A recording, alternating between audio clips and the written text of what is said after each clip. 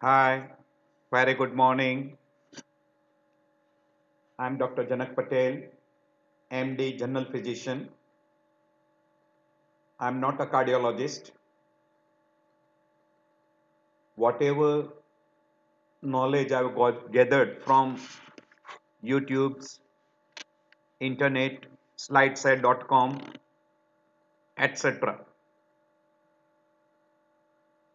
This particular video lecture series and previous video lecture series are mainly for educational purpose.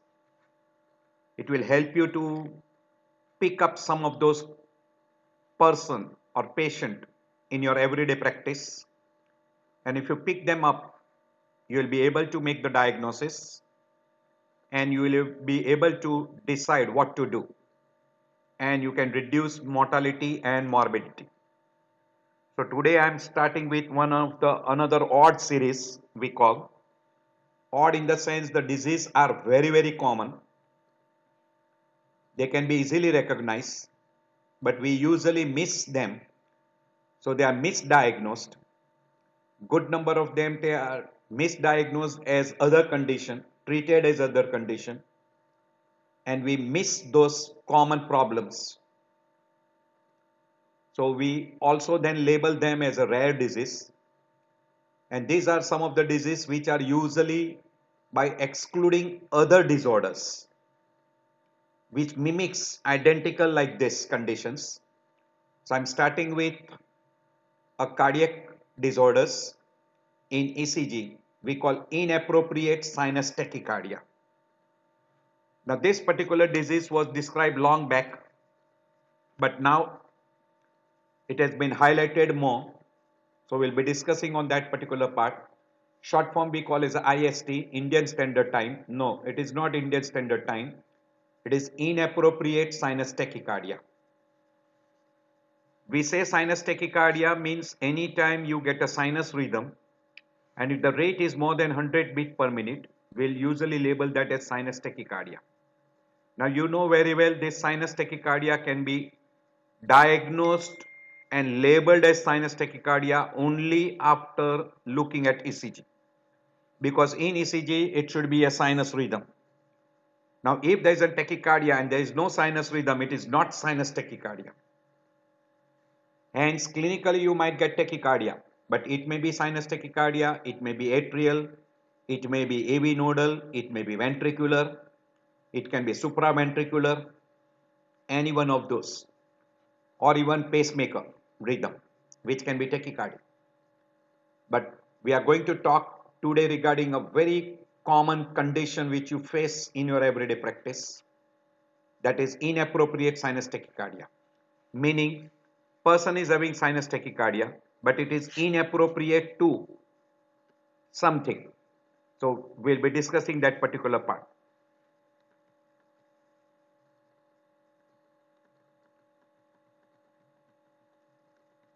Now before we define, you know that everyone wants to live more than 80 years, and even not I'll say 80, more than 80. But there was a very good doctor has given a logo that remember 80. So if you want to live more than 80 years and good life, you have to keep certain thing below 80. One, blood sugar should be below 80. Waist circumference should be always less than 80 centimeter, particularly in male. Diastolic blood should be less than 80 millimeter. LDL should be below 80 milligram, and pulse should be below 80. We always forget this. We keep a watch on this, but we never remember this, because higher the pulse rate, the chances of cardiac damage, oxygen demand becomes more, etc. And this does not follow the rule of 80, but we say that BMI should be less than 23. Now pulse should be less than 80. In some of these conditions it should be strictly followed, that is in presence of ischemic heart disease. Structural heart disease, particularly like what we call as hypertrophic cardiomyopathy, valvular heart disease, other cardiomyopathy, severe congestive heart failure, atrial flutter fibrillations, supraventricular tachycardia, etc. Pulse should be less than 80. Roughly, we say that always it should be less than 80. Now, what is exactly sinus tachycardia? Sinus tachycardia means we say that when the rhythm is sinus and the rate is more than 100 per minute. So, it is a diagnosis only on ECG. Clinically, we might have a rate more than 100 per minute. But on ECG, if the rhythm is not sinus, it is not sinus tachycardia, it is something else. But we are going to talk regarding, say, taken for granted, it is a sinus rhythm on ECG. Now, there are two varieties which you will come across. One we call as appropriate sinus tachycardia. The meaning of appropriate means the body normally responds to a certain conditions, and that gives rise to appropriate increase in the heart rate. We call appropriate. And when there is no disease but still there is increase in the heart rate, we call inappropriate response of the sinus node, leading to inappropriate sinus tachycardia. To understand this particular part, let us go through what is sinus node and how does it work. There is one more condition which is also indirectly inappropriate, but it is because of some disease like autonomic dysfunction, we call dysautonomia, we call POTS, and orthostatic hypotension or orthostatic intolerance we call. So these are some of the conditions which will be secondary due to dysautonomia. We call inappropriate sinus tachycardia, POTS. We'll be dealing in second lecture regarding POTS, that is postural orthostatic tachycardia syndrome. And there is another condition we call as orthostatic intolerance. So these conditions we'll be discussing separately. Now, if you understand the sinus node, this is on ECG, you can see that each QRS complex is preceded by P wave. Rate is more than 100. All P wave are upright, they are normal. All QRS complex are preceded by P wave. PR interval is constant and normal. QRS complex is narrow and all are identical. Ratio of P wave to QRS complex is 1:1 and rhythm is absolutely regular. When all these criteria are fulfilled, we label that as sinus tachycardia. Indirectly, we call narrow QRS complex, presence of P wave just before QRS complex, a regular PR interval and regular RR interval and rate more than 100, we'll call that as sinus tachycardia. Now, just a little idea regarding a tachyarrhythmia, and then we go to what we call in a pathophysiology how exactly this mechanism occurs. So, tachycardia can be because of two separate conditions where we get narrow complex and we call wide complex. In narrow complex, we come across sinus tachycardia, atrial flutter fibrillation, multifocal atrial tachycardia, supraventricular tachycardia, in which multifocal atrial tachycardia is having irregular rhythm. Atrial flutter fibrillation will have an irregular rhythm. So these three will be with irregular rhythm. While AVNRT, AVRT and atrial tachycardia, they are with regular rhythm. These two will be with a regular rhythm. In sinus tachycardia, sinus arrhythmia can be irregular rhythm, but it may not be tachycardia. All these are narrow complex, only in presence of bundle branch block or pre-excitation, or if a person is on certain antiarrhythmic drugs which prolongs the QRS complex, or if there is an hyperkalemia associated, then QRS complex will be wide. Otherwise, in all these conditions, usually QRS complex is narrow. This is important because when you come across an ECG reading, you must keep this thing in mind. All tachycardia are not sinus tachycardia. It can be any one of this. And narrow complex tachycardia can be atrial fibrillation, atrial flutter, multifocal atrial tachycardia. These three conditions will be with wide QRS, narrow QRS complex and irregular. In fibrillation, irregularly irregular. Again, in atrial tachycardia, it can be irregularly irregular. In flutter, it can be with fixed block like 2:1 or 3:1. In supraventricular tachycardia, with AVNRT or AVRT or atrial tachycardia, usually it is regular and narrow complex. So, wide complex QRS tachycardia, by and large, it is ventricular tachycardia, maybe monomorphic, maybe polymorphic. But in very rare condition, if the ventricular focus is close to bundle of His, then it can be narrow complex tachycardia, which can be ventricular. This is not very common, particularly if it is coming from right ventricular outlet or left ventricular outlet, it can be narrow complex. And good number of time it is a narrow complex tachycardia, which can be ventricular tachycardia, rare conditions. So in sinus tachycardia, there are two words which are being added. It is inappropriate and appropriate.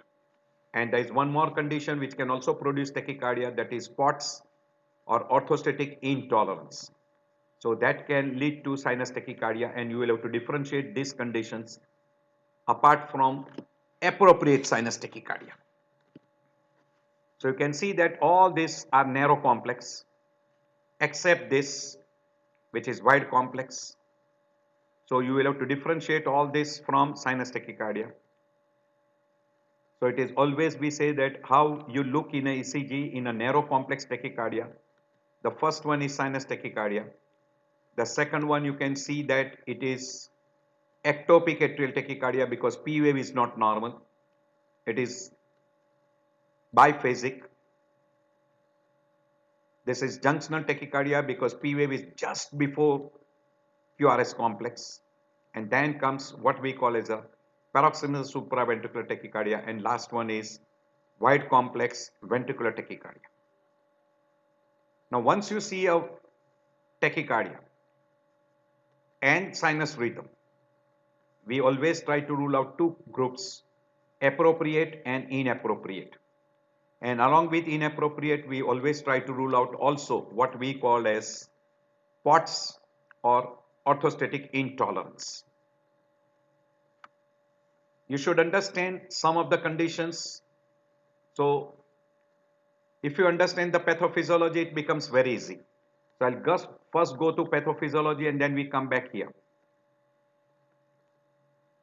So in a pathophysiology, sinus node is a main pacemaker which generates the impulse which is transmitted to atrium, then to the AV node, bundle of His, right bundle, left bundle and ventricle, and then Purkinje system and ventricle is activated.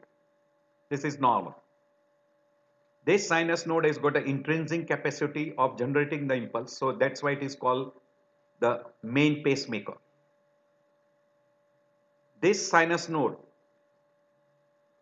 is regulated by sympathetic system, parasympathetic system, and can have an effect by certain hormones like adrenaline, noradrenaline,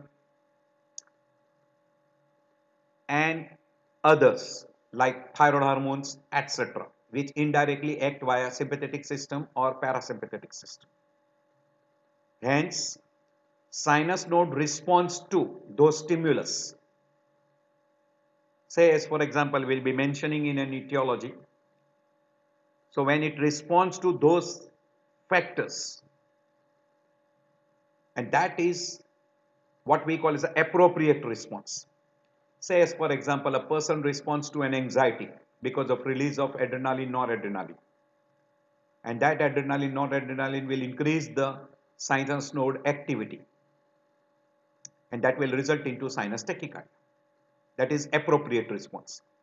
Say in case of sepsis, in case of say exercise, there is increase in the sinus rate because of increased activity and release of adrenaline, noradrenaline, or we call catecholamines. So in all those conditions, say in thyroxine, or say thyrotoxicosis.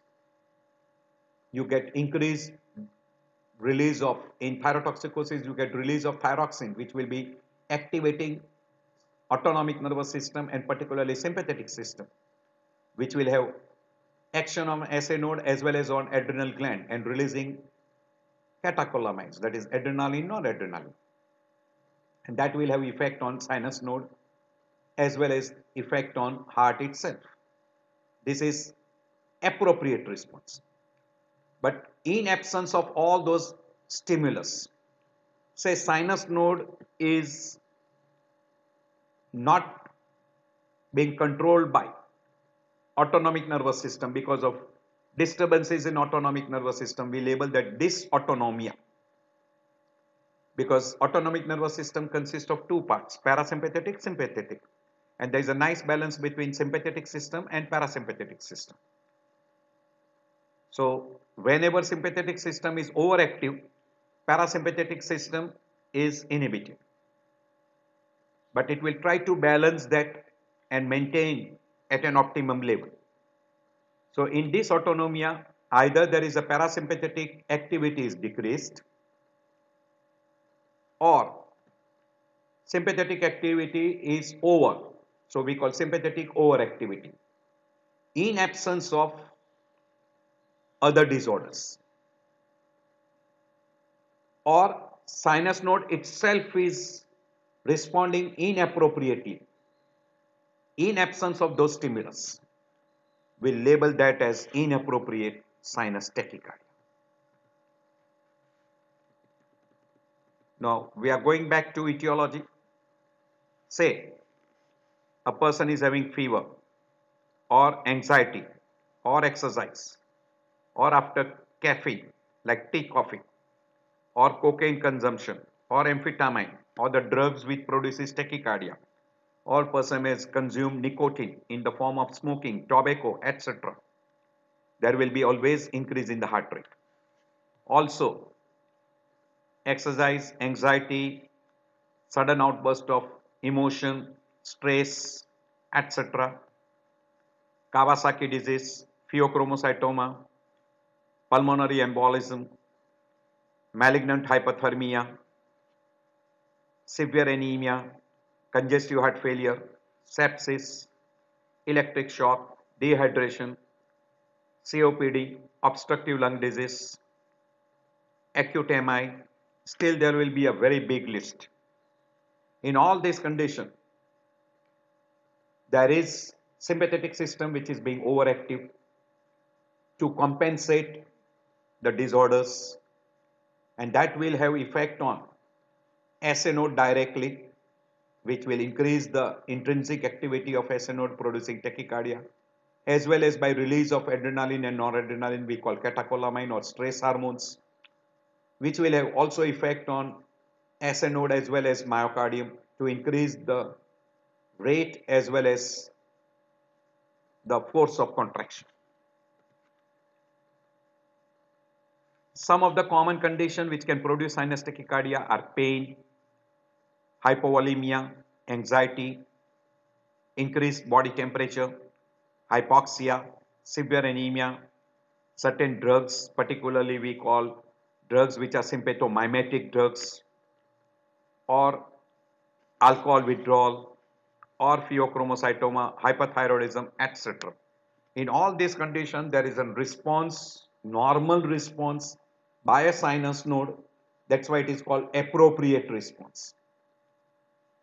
But if there is no stimulus and the sinus node is activated, then that is called inappropriate response. So sinus node can itself have inappropriate response in absence of those stimulus, or because of dysautonomia, where sympathetic overactivity is there, it is labeled as inappropriate sinus tachycardia. Whether it is inappropriate or appropriate, the sinus tachycardia rate will not increase above 130. So if at the rest, if rate is more than 130, always suspect it is not sinus tachycardia, there is something else. And as the rate increases, the person can have decrease in cardiac output, Because of decrease in cardiac output, chest pain, palpitations because of tachycardia itself, dizziness, shortness of breath, fainting episode we call pre-syncope to even syncope, nausea, vomiting, heaviness in chest, etc. And at rest, if your pulse rate is say 107, and as soon as you get up, the rate becomes 156, means there is sharp increase in your heart rate. And when you do exercise, it further increases to 189, or we say further sharp increase in the heart rate. In this condition, always suspect this can be inappropriate sinus tachycardia. And best way to suspect is measure the pulse rate even at rest. If say person is in bed and pulse rate is say 103 and you see the timings, within 1 minute it has become 114. After that 117, and then it has gone to 142. Such fluctuation and constantly elevated heart rate, you should suspect a condition called as inappropriate sinus tachycardia. Now this is a very easy way. If you get an average daily heart rate, say here, throughout the day, the average heart rate is 124, 130, 148, 120, 135, constantly it is high. When you come across such, do keep it in mind, it can be inappropriate sinus tachycardia. The best way of identifying that is by ECG and constant ECG record. If a heart rate is above 140 per minute, you will have to rule out other condition. After ruling out other condition, then you can label that this is sinus tachycardia and inappropriate sinus tachycardia. One way of finding out is by doing carotid sinus massage or by Valsalva maneuver. When you do this particular thing, this will help you to identify supraventricular tachycardia groups, or we call narrow complex tachycardia groups, where your rate will be reduced, but there will be no effect on inappropriate sinus tachycardia. Or you can use a drug like adenosine or verapamil. While using these particular medicines, usually it will not have much effect on sinus tachycardia, that is inappropriate sinus tachycardia. As far as ECG is concerned, you will have to differentiate between different tachycardias, that is regular and irregular. Usually irregular will not come as a differential diagnosis of inappropriate sinus tachycardia, so I am not going into detail. But if it is irregular, straightforward, it goes in favor of atrial flutter fibrillation, multifocal atrial tachycardia, and ventricular fibrillation will be topmost on the list. While in a regular variety with wide complex will be straightforward in ventricular tachycardia group, and narrow complex regular you will have to differentiate from atrial tachycardia, atrial flutter, junctional tachycardia, AVNRT and AVRT. And this particular group we call supraventricular tachycardia groups can be identified by doing these different procedures. They'll respond immediately. Now, to identify this, I've already shown you before, so I'm skipping over this. So look at the ECG, try to identify what is the rhythm, and accordingly you can decide regarding the treatment part. Now this is one clue. Whenever you see a tachycardia, always look at all the different complexes. You look at the P wave, you look at the QRS complex. Now whenever you get this wide complex, wide QRS, least likely to be inappropriate sinus tachycardia. Another clue. If you get the rate more than 130, they say more than 140, again it is less likely to be pure simple what we call a sinus tachycardia. It can be inappropriate sinus tachycardia. And also the type of P wave. you should look at the type of the P wave. If P wave is abnormal, it cannot be sinus tachycardia. It cannot be inappropriate sinus tachycardia. So always look at all those things.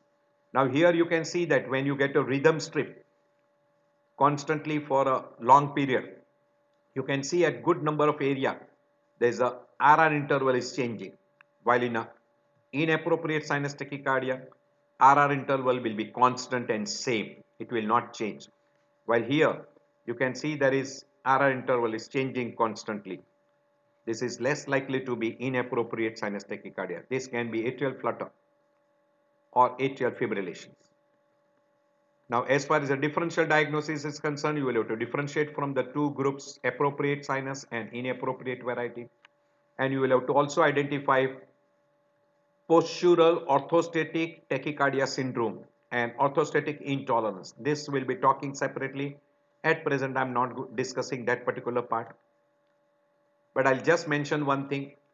If there is sudden increase in the heart rate to a very high level, from supine posture to a standing posture, but in supine posture the heart rate is normal, it is in favor of POTS, while inappropriate even in supine posture and even during rest there will be persistent sinus tachycardia which is inappropriate as compared to normal person. That's why it is labeled as inappropriate. So differentiating between these two, this even at rest you will have a sinus tachycardia. There will be sharp elevation in erect posture, but after rest also the tachycardia will persist while in a POTS. As soon as a person takes rest in supine posture, after some period of time the rate will become normal. Sinus tachycardia will subside. That is peculiarity of this condition. And even orthostatic intolerance, there will be intolerance during erect posture.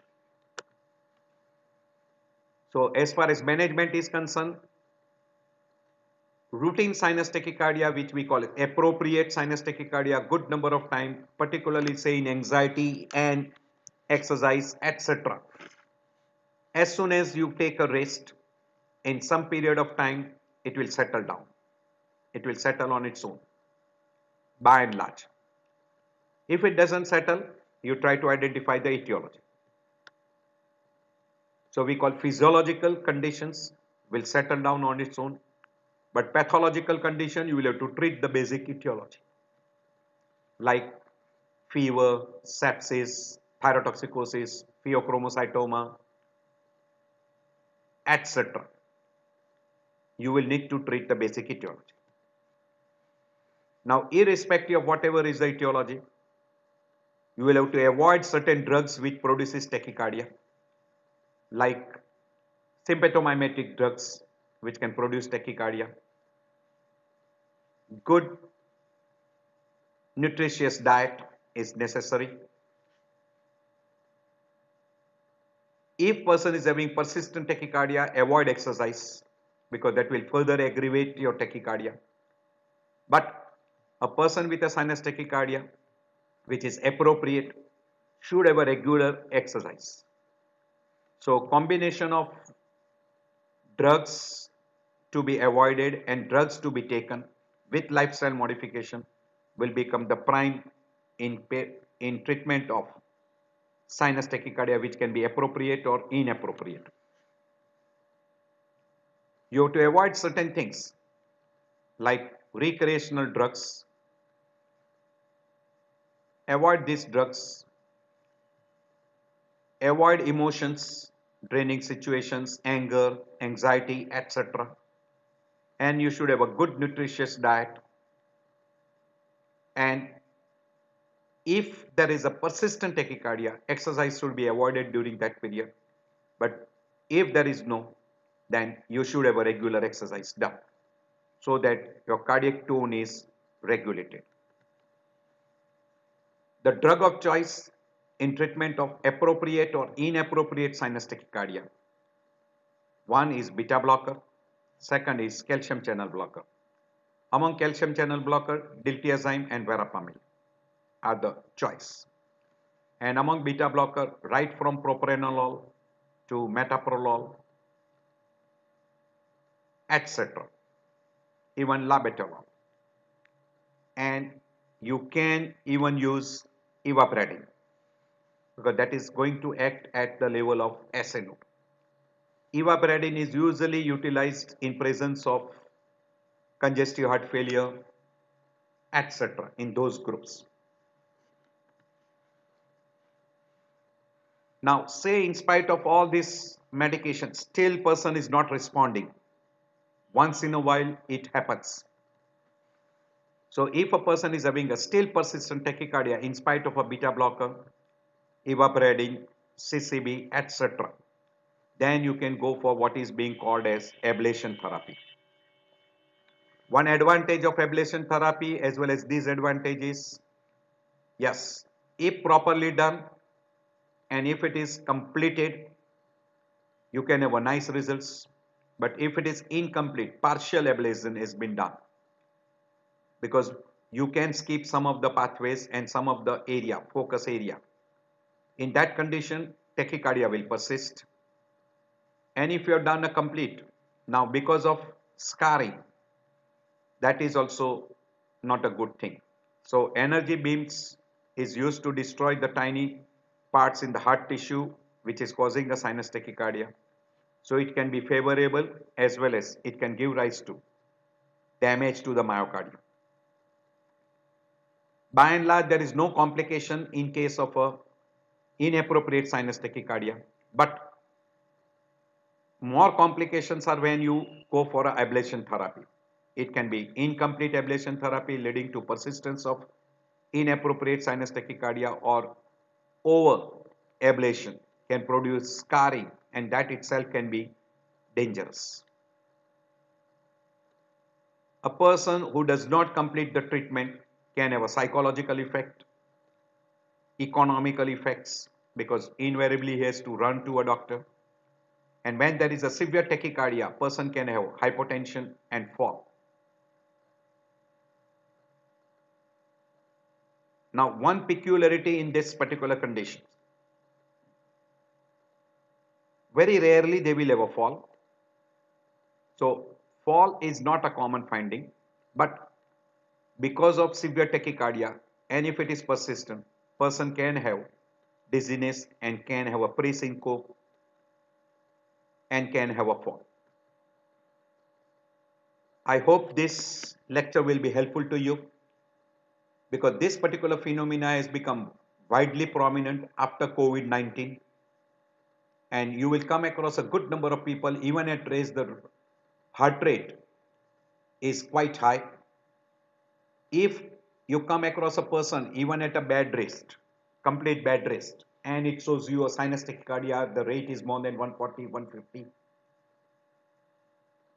In absence of other conditions like thyrotoxicosis, pheochromocytoma, sepsis, etc., those we call pathological conditions. If those are ruled out, do keep it in mind, inappropriate tachycardia. One of the very easy way to identify is even at rest, get a pulse rate or get a ECG monitoring. Nowadays there are watches which are available.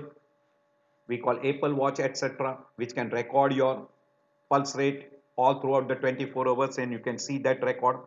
Or you can go for Holter monitoring. That will give you a best answer. Now there are portable ECG which are cordless portable ECG.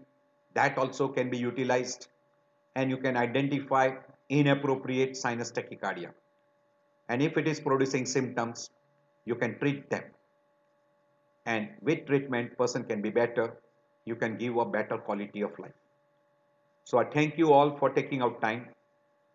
I know that your time is valuable and I appreciate you for spending some of the time with me. I hope this lecture will be helpful to you. I'll be highly obliged if you give me some suggestions to improve the quality and any material which is missed in this particular lecture. I'll be highly obliged if you give some suggestions, etc. And if you like this particular lecture, please press button like and subscribe and you can share this particular with your friends, etc. This will be very helpful to you in your private practice, etc. But this is for educational purpose. So I end my lecture here. See you in next lecture.